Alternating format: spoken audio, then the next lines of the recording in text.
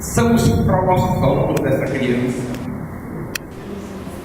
Não são os cromossomos, gente, é o como somos, eles são. Viu? Filho de peixe.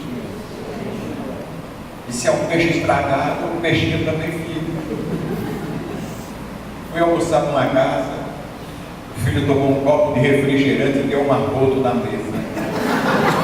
A mãe toda sem graça, o pai disfarçando, e a mãe disse: filho, que coisa feia, fazer um negócio desse na frente do professor, com quem você aprendeu isso?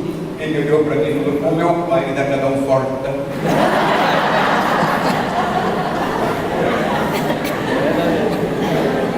Vai pegar. Como está sendo o seu comportamento? Estamos criando famílias, futuras famílias melhores do que as nossas. Quero aproveitar que eu estou aqui no assunto iPad, iPross, iPhone, iCoisa, para dizer para vocês que nada substitui o diálogo, a comunicação e o ensinar o filho, a filha no colo. Pai que não pega a filha ou filho no colo, os outros pegam. Então é melhor você colocar os filhos no colo para ensiná-los. Você, mamãe, também. Isso é importante. Porque ou nós planejamos o futuro dos nossos filhos, ou o futuro planeja o fracasso deles. E até os 10 anos de idade, nós somos para os nossos filhos heróis e heroínas. Ninguém pode mais do que vocês. Melhor a mim. Digitei ele rindo de mim, gente. Você quis dizer. Falei: lógico que quis dizer, idiota. Não vem tirando uma não. Eu desliguei ele. Falei: agora eu vou ligar depois, você aprender. Eu tenho que ensinar que ele não manda em mim, não. Ele é rápido, ele é veloz, mas ele é um idiota. Nós somos lerdos, mas nós somos gênios. E quanto mais o gênio se aproxima do idiota, mais idiota. Porque eu já vi, gente, de gênio virando idiota. E o que eu já recebi, viu, de mulheres, de homens reclamando que a mulher virou idiota, gente. O homem me senta na frente do computador, gente, à noite, com um mulherão na cama com a gente, e fica apertando os botãozinhos do computador, cheio de botão para apertar na mulher, e ele lá. Amigo, deixa ele lá, filho. Curte a tua esposa, criatura. Curte a tua família. E quando entramos na área virtual, usando a emoção e nos deixando levar pela emoção, na área virtual, você vai quebrar a cara. Acredite. Você está arrumando uma maneira de se enroscar e depois não tem como sair.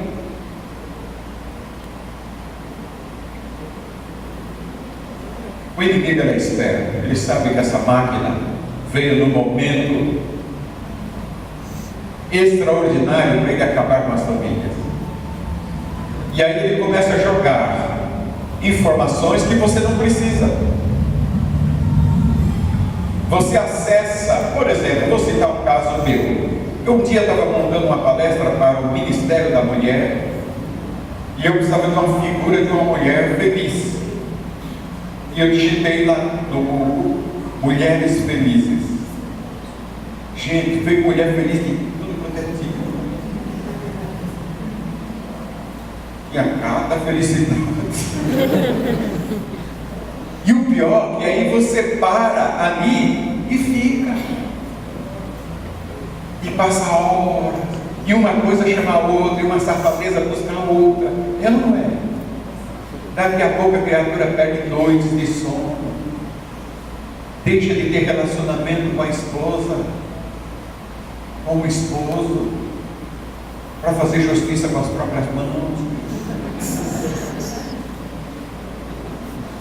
Amigo, esse membrão, filho, ele tem parceiro. Essa membrinha também, filho, que está ali na tua casa. Não mexe com coisa que não é tua, não. Viu? O inimigo é esperto. E olha, naquele tempo que o computador era diferente, Davi estava na sacada do palácio, gente. E ele digitou lá, mulheres felizes. Quando ele olha uma mulher feliz tomando banho nua, ele ao invés de dar um S que sai fora, vou deletar, ele fez que nem muitos fazem. Nossa, que pouca vergonha. Deixa eu ver direito, uma pouca vergonha dele. E aí ele fica naquela pouca vergonha, viu? Quando a vergonha é pouca, aí vai se detendo ali. E aí o próprio Davi, depois de cair, depois de sofrer, ele disse: bem-aventurado o varão que não anda segundo o conselho dos ímpios, nem se detém no caminho dos, se detém ali na frente, sabe? Porque ele sabe o tom que ele tomou, gente. E tem gente que não está pensando nisso, não. É ou não é? É duro, gente. Sem contar que hoje a garotada está inteligente demais. Dá uma andada. A garotada, por causa da gente dar aí troço, viu? Computador, essas coisas todas, eles têm acesso ao Google. Criançada tudo .com.br, e a maioria dos pais tudo .com, gente.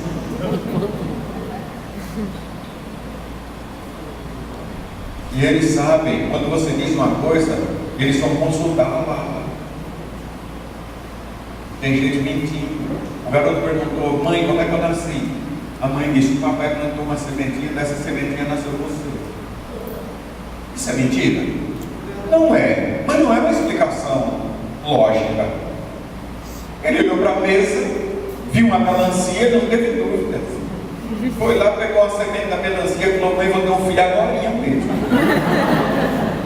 Foi lá, plantou a semente no quintal e ficou sentado olhando.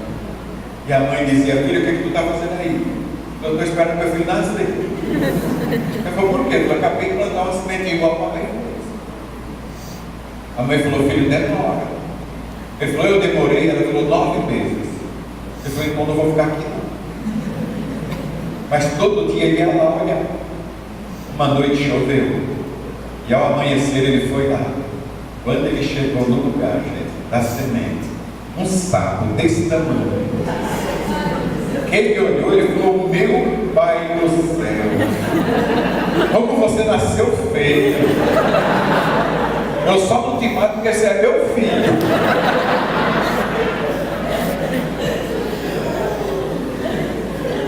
O que é que nós estamos passando, viu, para a mentezinha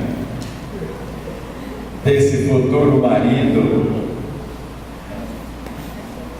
dessa futura esposa? Nós estamos numa época de vacinação, é ou não é? Contra H1N1, Zika vírus, que mais? A chikungunya. O jeito que eu vou pedir um favor, não coloca o nome de filho, nenhum desses. Porque tem gente que não pensa para o nome. Como é que foi? A chikungunya. A mistura de chico com chikungunya. Vocês acreditam que tem gente levando os filhos para tomar vacina injetável e vão pelo caminho todo dizendo para a criança que não vai doer? Imagine quando a mulher entra no bracinho dela, todo bumbum, e aquela pensa de você. Ou mulherzinha mentirosa. Isso não ia doer. Outro dia eu fui viajar e fui buscar um amigo meu que ia comigo. E ele disse, eu cheguei até a casa dele, e ele despediu-se do garoto e disse: tchau filho, o papai está indo, viu? Mas eu volto logo. Na hora eu disse: filho, ele não volta logo não. A gente quer passar um mês fora. E ele disse: menino quer voltar logo. Eu falei: não vou voltar logo não, filho. Ele falou: professor, ele vai chorar. Eu falei: vai. Mas sabendo que é um homem de palavra e não mentiroso. Aí o filho: vai demorar muito? Eu falei: vai, filho, um mês. Eu falei: um mês não é menos que tentativa. Eu falei: um mês. Ele falou: um mês não é muito. Eu falei: 30 dias. Ele falou: então eu vou esperar. Ficou mais fácil para ele, não é? Ele quer ficar todo dia com aquela mentira infeliz na cabeça.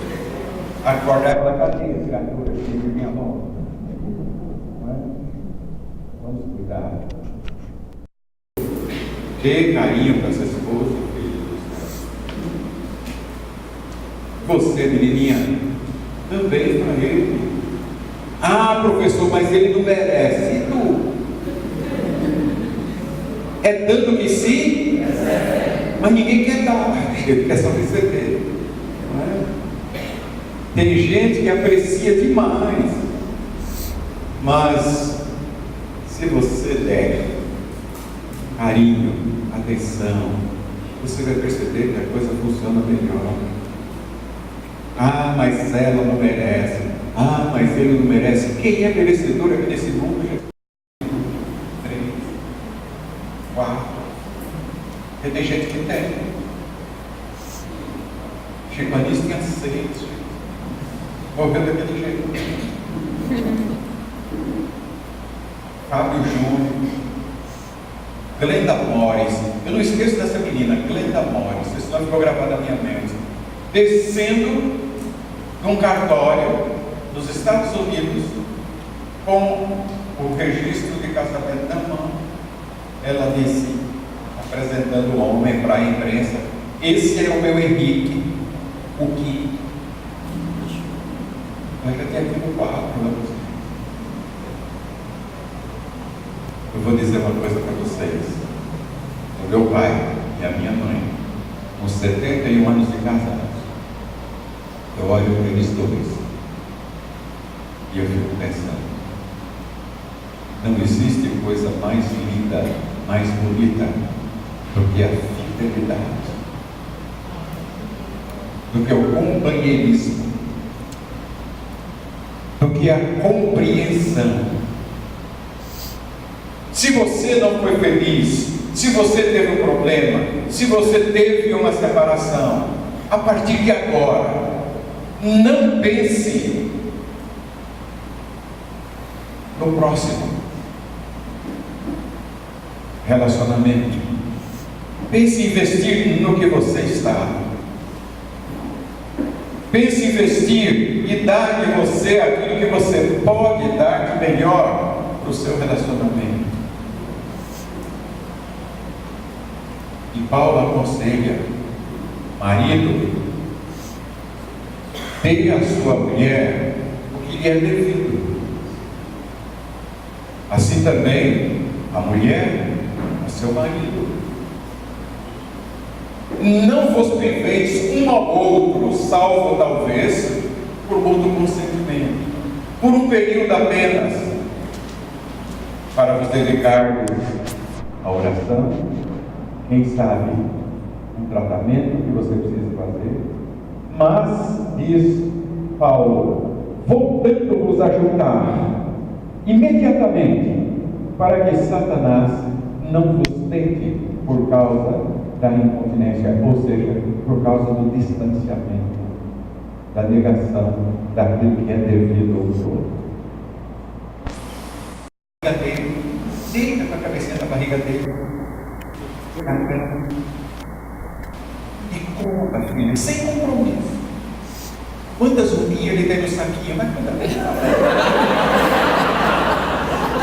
Tu vai contar, tu vai ver que saldo positivo que vai ter. Não é? Vai dar um saldo positivo. Tenha medo não. Você não é companheira dele? Hã? Você não é companheiro dela? Dê felicidade para ela. Lá no altar, ou não, você fez várias promessas. Porque muitos não chegaram até o altar, mas prometeram um monte de coisas. Se você ficar comigo, você vai ter isso, vai ter aquilo. Cadê? É ou não é? Cadê? Agora, falando assim, vocês devem pensar, professor, mas dá para viver o tempo todo assim? Não. E é exatamente porque não dá para viver o tempo todo assim, que o tempo que você tiver para ficar assim, fique. Porque nós temos outros a fazer, sim ou não? Nós vamos aproveitar. Eu não sei qual é o apelido que você dá para sua esposa, para o seu esposo,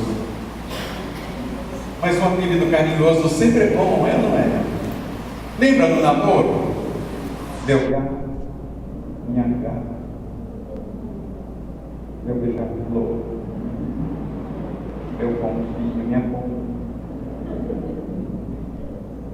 Gente, eu não sei o que acontece. Com o passar do tempo, os bichos começam a subir de tamanho. Meu cavalo, sua anta.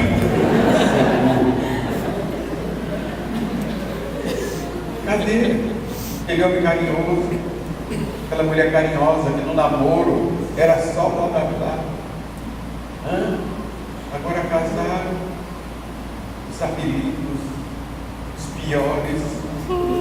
Minha gorda, meu velho, minha velha.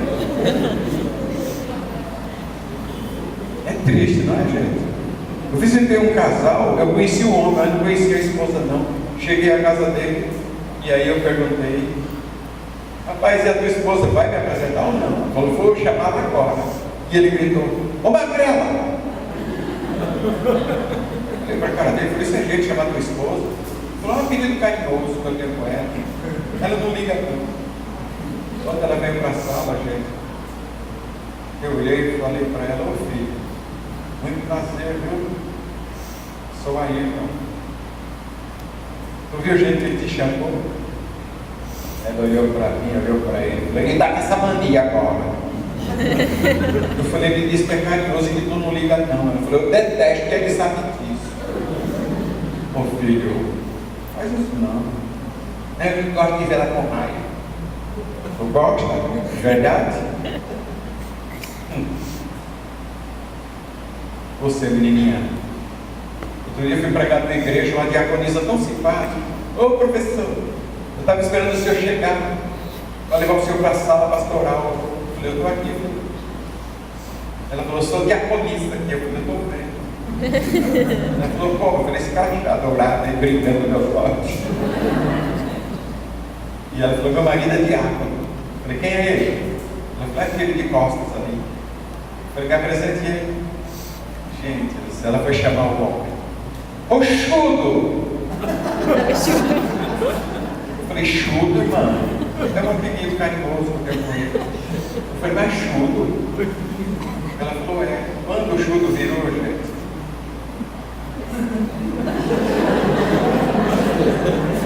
Eu falei: filha, chudo. Ela falou: é, professor, eu chamava de buchudo, mas depois eu achei tão feio que agora eu só chamei de chudo. Eu falei: filha, mas o burro já está acabado na cabeça dele. Cada vez que eu chamo de chudo, o burro aparece na frente. Não é? Então, você, maridão, vamos aproveitar, tá? Não é? Ah, professor, mas agora a gente já está tão velho. Gente, querida, ninguém está tão velho o suficiente.